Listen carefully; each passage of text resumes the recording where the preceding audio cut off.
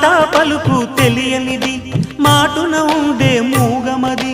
కమ్మని తలపుల కావ్యమయే కవితలు రాసే మౌనమది రాగల రోజుల ఊహలకి స్వాగతమిచ్చే రాగమది శృతిలయలరగని ఊపిరికి స్వరములు కూర్చే గానమది